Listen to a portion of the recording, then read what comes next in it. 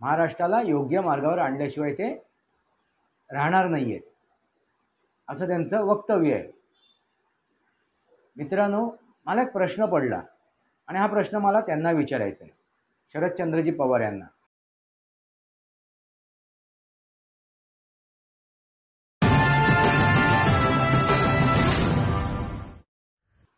नमस्कार मित्रांनो, वास्तवावर बोलू काहीतरी या शृंखलेमध्ये पुन्हा एकदा आपलं स्वागत।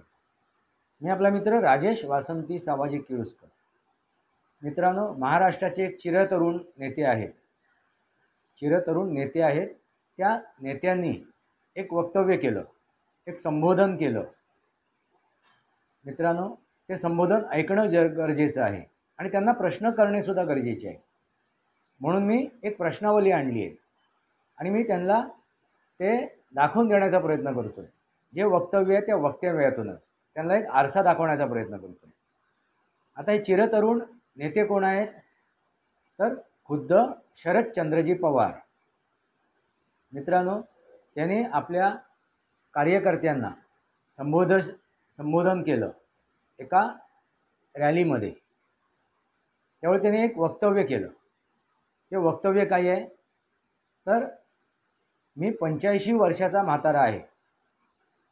म्हणजे आता ते 85 वर्षाचे म्हातारे आहेत।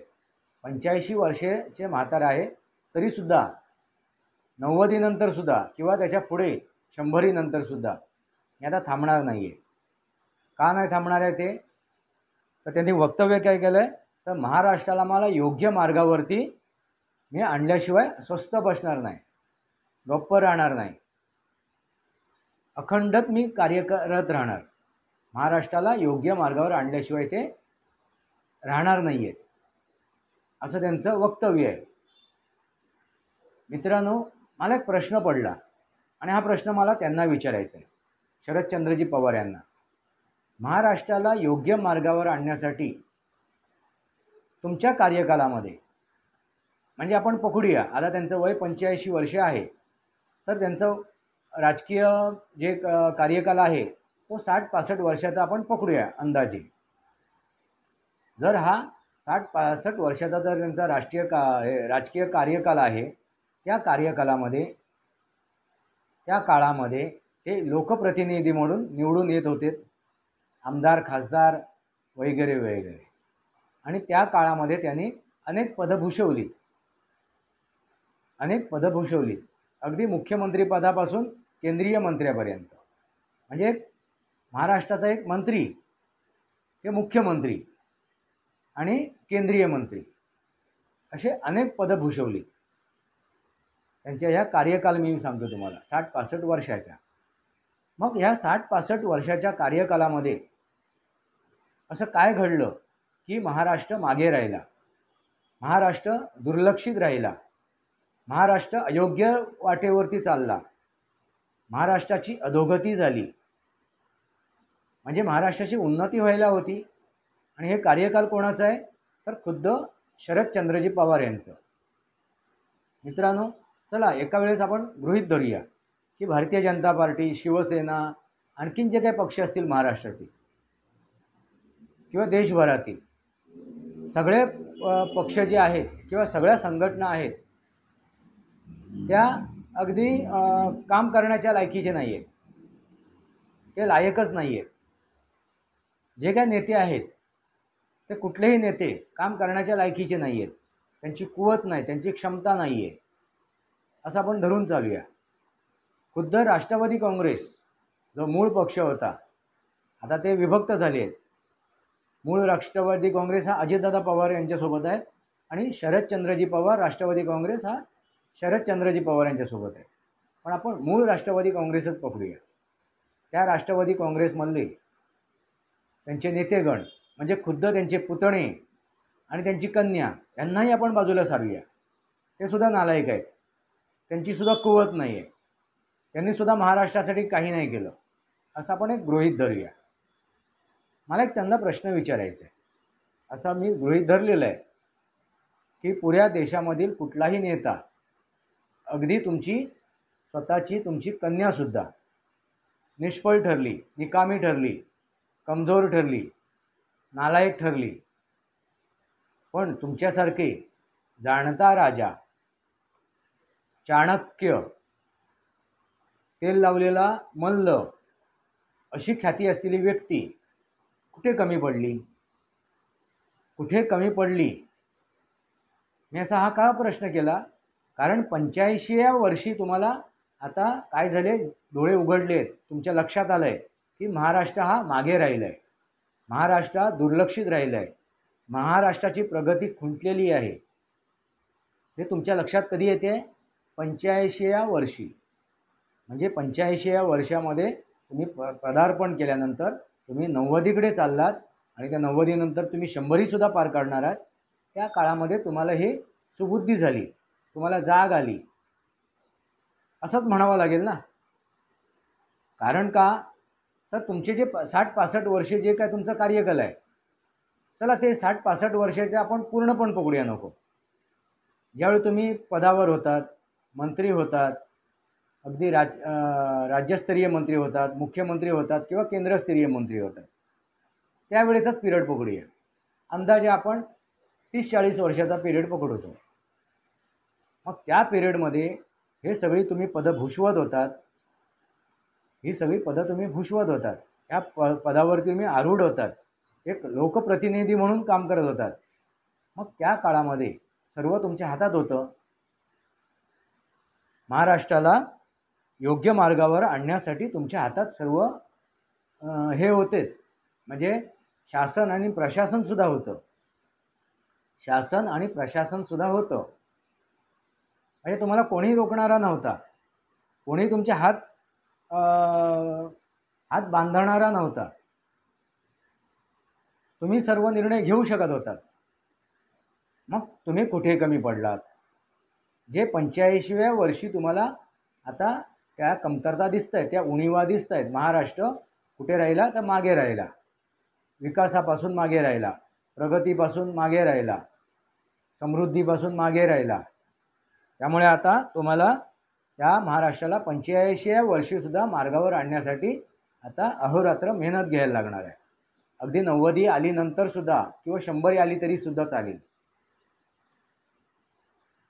म्हणजे असं काय घडलं? तुम्ही कुठे कमी पडलात? याचा लेखाजोखा तुम्ही महाराष्ट्राला देऊ शकता का? याचा लेखाजोखा तुम्ही महाराष्ट्राला देऊ शकता का? हा माझा एक सरळ साधा प्रश्न आहे तुम्हाला. कारण तुम्हीच हा प्रश्न निर्माण केला आहे, हा प्रश्न तुम्हीच उपस्थित केला आहे, तुम्हीच त्याच्यावरती बोट दाखवलं आहे, तुम्हीच हे माझ्या लक्षात आणून दिलं आहे की 85व्या वर्षी म्हणजे तुम्ही थकल्या भागल्या त्या बाबांना, सुप्रिया सुळेच्या बाबांना, थकल्या भागल्या बाबांना आता ही वेळ आली आहे. 80, 85 या 90व्या वर्षी, 100व्या वर्षी त्यांच्यावरती वेळ आली आहे की महाराष्ट्राला योग्य मार्ग दाखवणं गरजेचं आहे, योग्य मार्गावर आणणं गरजेचं आहे, योग्य दिशा दाखवण्याची गरजेची आहे, त्याची उन्नती घडवून घेण्याची गरजेची आहे. ही वेळ आलेली आहे. मग बाकीच्यांना दोष देण्यात अर्थच नाही ना. बाकीचे मी म्हणालो, मी सर्वच नतद्रष्ट आहेत, सर्वच कुचकामी आहेत. अगदी तुमची मुलगीसुद्धा, अगदी तुमची कन्यासुद्धा, तीसुद्धा कुचकामी आहे. तुम्हीच फक्त श्रेष्ठ आहात. आणि हे तुमचं श्रेष्ठत्व असूनसुद्धा, तुम्ही लायक असूनसुद्धा, तुमच्यात कुवत असूनसुद्धा असा काय प्रश्न निर्माण झाला, अशी काय अडचण निर्माण झाली, असं काय कोणी तुम्हाला रोखलं, असे काय तुमचे हात बांधले गेलेत की त्यावेळेला तुम्ही मुख्यमंत्री असताना, एक मंत्री असताना, केंद्रीय मंत्री असताना तुम्ही ह्या महाराष्ट्राला योग्य मार्गावर आणू शकलात नाही, योग्य दिशा दाखवू शकलात नाहीत. तुमची तळमळ मला कळते, तुमची ही तळमळ मला कळते की महाराष्ट्र योग्य मार्गावर नाही आहे. तळमळ कळली मला, तुमचा जीवाचा आकांता मला कळतोय आणि या आकांताने तुम्ही बोलताय. ह्या 85व्या वर्षेसुद्धा तुम्ही आकांताने बोलताय की महाराष्ट्राला योग्य मार्गावर आणणं गरजेचं आहे आणि ते आणल्याशिवाय मी स्वस्थ बसणार नाही, असं तुमचं मत असेल ना. मग माझ्या जो प्रश्न पडला की तुम्ही जे काय कार्यकाल होतं, मंत्रिपदं भूषवलीत, मुख्यमंत्रीपद भूषवलं, केंद्रीय मंत्रिपद भूषवलं, त्या काळामध्ये असे कुठे कमी पडलात? कुठे तुमचे कोणी हात बांधले, कुठे तुम्हाला कोणी साथ दिली नाही, मग ती तुमची कमजोरी, कमतरता, तुमच्या उणीवा ह्या महाराष्ट्राला तुम्ही सांगायला हव्यात. जर महाराष्ट्र योग्य मार्गावर नाही आहे, माझा हा प्रश्नाचं उत्तर थेट मी प्रश्न तुम्हाला विचारला, त्या प्रश्नाचं उत्तर तुमच्याकडून मिळेल का मला? तुम्ही याचं उत्तर देऊ शकता का? मित्रांनो, एक यांचा हा जो कार्यकाल आहे 60-65 वर्षापूर्वी पर्यंतचा, त्याच्यातले आपण एक 30-35 वर्ष बाजूला करूया आणि 30 वर्षापूर्वीचा आपण जर त्यांचा तो राजकीय कार्यकाल बघितला, त्या काळामध्ये ते माझ्या मते काहीतरी 50 आणि 60च्या आसपास होते. म्हणजे एक 55, 56, 57 वर्षाच्या आसपासचे असतील ते. म्हणजे मित्रांनो, एखादं जर आपण नोकरी करत असू, एखाद्या ठिकाणी आपण कार्यरत असू, तर त्या कार्यकालामधून किंवा त्या नोकरीमधून 60 नंतर निवृत्त व्हावं लागते. 60 नंतर निवृत्त व्हावं लागते. म्हणजे तोच पिरियड होता त्यांचा. निवृत्तीला काहीतरी 2-4 वर्ष असतील कदाचित, तर ते नोकरीवर असतील, ते राजकारणी नसते आणि ते एखाद्या नोकरीवर असते, नोकरदार असते, तर त्यांना 60 नंतर निवृत्त व्हावं लागलं असतं. मग त्या निवृत्तीच्या काळामध्ये निळकंठ खाडीलकर नवाकाळचे संपादक, त्यांनी त्यांच्या अग्रलेखामधून त्यांना एक प्रश्न विचारला. त्याने उद्देशून एक वाक्य लिहिलं होतं, मला ते चांगलं आठवते. ते काय म्हणाले होते, तर आता भागवत गीता सांगण्याची जी वेळ आली आहे, वय झालेलं आहे, आणि त्या वेळामध्ये, त्या वयेमध्ये माणूस काय करतोय, तुम्ही काय करताय, तर रासलीला करताय. म्हणजे त्या वयामध्ये लोक भागवत गीता सांगतात, पुराण सांगतात, गोष्टी सांगतात, गप्पा मारतात. म्हणजे आजोबा किंवा एखादा वरिष्ठ व्यक्ती देवादिकांबद्दल सांगतो, भागवत गीता सांगतो, आणखीन काय काय करतो. आणि त्या काळामध्ये रासलीला खेळायची तुम्ही तयारी दाखवताय, रासलीला खेळताय. म्हणजे एक 30-35 वर्षापूर्वीची त्यांची ही टिप्पणी आहे ह्या शरदचंद्रजी पवार यांच्यावर. मित्रांनो, हे तेल लावलेले पहिलवान, मित्रांनो तुमच्या लक्षात येत असेल मी काय म्हणतोय ते. तेल लावलेला पहिलवान म्हणजे एखाद्या त्या पहिलवानाने जर आपल्या शरीराला तेल लावलं असेल, तर तो कोणाच्या पकडीमध्ये येणार नाही, कोणाच्या मिठीमध्ये येणार नाही, तो सहजासहजी सुटेल त्याच्या मिठीतून, त्याच्या त्या पकडीतून. आणि तशीच शरदचंद्रजी पवार यांची ख्याती होती, म्हणून त्यांना म्हणायचं तेल लावलेलं पहिलवान किंवा जाणता राजा किंवा चाणक्य. मित्रांनो, अशी व्यक्ती म्हणजे त्यांना कोणीही रोखू शकत नाही, त्यांना कोणीही पकडू शकत नाही, त्यांना कोणीही चितपट करू शकत नाही. आणि ते चाणक्य नीती, म्हणजे तुम्ही विचार करा, चाणक्यासारखी नीती असलेली व्यक्ती आणि जाणता राजा, एवढी सर्व ख्याती असलेली व्यक्ती, त्यांच्या राजकीय त्या काळामध्ये एवढी पदं भूषवताना त्याला कोणी रोखलं असेल? कोणीच रोखू शकत नाही, कोणी त्यांचे हात पकडू शकत नाही. महाराष्ट्राला उन्नतीच्या मार्गावर आणण्यासाठी, महाराष्ट्राला योग्य मार्ग दाखवण्यासाठी कोणीच करू शकलं नाही. त्या तोडीची व्यक्तीच नव्हती, यांच्या तोडीची व्यक्तीच नव्हती त्यावेळेला राजकारणात. हे एकमेव धुरंधर होते. अशी ही धुरंधर व्यक्ती, अशी ही सगळ्या बळाने बलयुक्त असलेली व्यक्ती, मुख्यमंत्रीपद, एखादा मंत्रीपद, मुख्यमंत्रीपद आणि केंद्रीय मंत्रीपद, अशी अनेक पदं भूषवलेली व्यक्ती कुठे कमी पडली? मित्रांनो, मग हा आता महाराष्ट्राचा चेहरा मोहरा बदलण्यासाठी ते हा प्रयत्न करत आहे. थोडक्यात त्यांना काय सांगायचं की मला महाराष्ट्राचा चेहरा मोहरा बदलायचा आहे. काय सांगायचं त्यांना? महाराष्ट्राचा चेहरा मोहरा बदलायचा आहे, म्हणजेच महाराष्ट्राला योग्य मार्गावर आणायचं आहे. म्हणजे आतापर्यंत जे काय त्यांनी केलं, कृती केली, कर्म केलं, कार्य केलं, ते सगळं अयोग्य होतं.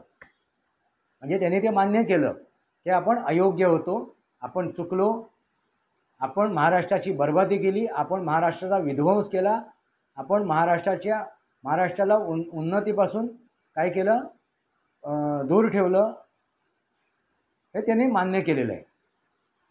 मित्रांनो, याचा अर्थ आता ते काय करत आहेत, महाराष्ट्राला एक दिशा दाखवण्याचा प्रयत्न करत आहेत, महाराष्ट्राला योग्य मार्गावर आणण्याचा प्रयत्न करत आहेत. म्हणजे ते महाराष्ट्राचा चेहरा मोहरा बदलण्याचा प्रयत्न करत आहेत. थोडक्यात चेहरा मोहरा बदल करण्याचा प्रयत्न करत आहेत, बदलवण्याचा प्रयत्न करत आहेत. आता जर आपण चेहरा आणि मोहरा हा जर विषय पकडला, चेहरा म्हणजे कोण, एखाद्याचा चेहरा, एखाद्या व्यक्तीचा चेहरा, आणि मोहरा म्हणजे काय, आपण ज्यावेळी बुद्धिबळाचा पट खेळतो त्याच्यावरती आपण बुद्धिबळाच्या सोंगट्या चालवतो, त्याला मोहरा म्हणतो आपण. ही मोहर मी चालवली पुढे, मग तो मोहरा. मग तो चेहरा मोहरा बदलण्याची वेळ आली आहे थोडक्यात, आणि ते हे बदलणार आहेत. मग त्यांनी कदाचित उद्धव ठाकरे यांना समोर ठेवून उद्देशून हे तर म्हटलेलं नसेल, असाही माझ्या मनात प्रश्न निर्माण झाला. जर चेहरा मोहरा बदलायचा असेल तर, कारण यापूर्वी 2.5 वर्षाच्या काळात, त्यांच्या आघाडीच्या काळात चेहरा हा उद्धव ठाकरेंचा होता, आणि तोच मोहरा म्हणजे उद्धव ठाकरे हा मोहरा त्यांनी पकडून त्या बुद्धिबळाच्या पटावरती तो चालवला होता, आणि युती सरकार येणार होतं, युतीला आघाडी होती, युतीला बहुमत होतं, युतीला डावळून त्यांनी आघाडी निर्माण केली, आणि ती आघाडी निर्माण करण्यासाठी त्यांनी एक मोहरा वापरला. तो मोहरा कोण होता, तर उद्धव ठाकरे, आणि तो चेहरा कोण होता, तर उद्धव ठाकरे. मग मला आता तोच प्रश्न पडलेला आहे आता, की त्याने उद्धव ठाकरेंना उद्देशून हे म्हटलं आहे का. म्हणजे मी त्याचा अर्थ लावतोय मित्रांनो, त्यांच्या ह्या वाक्याचा. चेहरा मोहरा ते बदलायला चालले. मग चेहरा कोणाचा, तर उद्धव ठाकरेचा, मोहरा कोण, तर उद्धव ठाकरे. आता त्यांना बदलण्याची त्यांनी आता तयारी दर्शवलेली आहे, त्या मार्गावरती ते चाललेले आहेत, त्यानुसार ते आता कार्यरत झालेले. म्हणजे आता उद्धव ठाकरेंनी सुद्धा आता समजून घ्यायचं की शरदचंद्रजी पवार आपला चेहरा वापरणार नाही आणि आपला मोहरा म्हणून वापर करून घेणार नाही. मग आता त्यांना ठरवायचं आहे की आता ते मुख्यमंत्री होतील की आणखीन काय होतील, की महाविकास आघाडी परत सरकारमध्ये येईल का, येणार की नाही येणार. त्याच्यातून त्याने आणखीन दुसरा एक संदेश दिलेला आहे की उद्या सकाळी जर वेळ आली तर आम्ही युतीमध्ये सुद्धा जाऊ. म्हणजे थोडक्यात काय, आमचा मोहरा आम्ही बदलू. यावेळी इथे तुम्हाला मी मोहरा कुठला वापरला होता, तर उद्धव ठाकरे. उद्या सकाळी मी तिथे मोहरा देवेंद्र फडणवीस सुद्धा वापरेन, आणि मी युतीमध्ये सुद्धा जाईन, युतीला साथ देईन, युतीला समर्थन करेन. मला राजकारणामध्ये सरकारमध्ये राहण्याची खुमखुमी आहे. राजकारण जेव्हा मी करतो, म्हणजे कोण, शरदचंद्रजी पवार सांगतायत की मी जेव्हा राजकारण करतो तेव्हा मला सरकारमध्ये राहण्याची खुमखुमी आहे. मग ते सरकार कुठलंही असो, कोणाचाही असो, कारण मला उलट्या पलट्या कोलंट्या मारायची सवय आहे, युटर्न मारणं, चुकलेलं चाटण्याची मला सवय आहे. मी कधीही कुठेही निर्णय घेऊ शकतो, बदलू शकतो. कारण 2014 मी भारतीय जनता पार्टीला बाहेरून सपोर्ट दिला होता, बिनशर्त पाठिंबा दिला होता. म्हणजे उद्धव ठाकरेंच्या भाषेत बिनशर्त म्हणजे शर्ट काढून उघडे नागडे होऊन त्यांनी भारतीय जनता पार्टीला सपोर्ट केला होता, समर्थन केलं होतं. म्हणजे ते कधीही कुठलाही मोहरा वापरू शकतात आपल्या भल्यासाठी, आपल्या मतलबासाठी. आणि हाच त्यांचा तो काय आहे, विकास आहे. हाच त्यांचा तो विकासाचा मॉडेल आहे, हीच त्यांची समृद्धी आहे.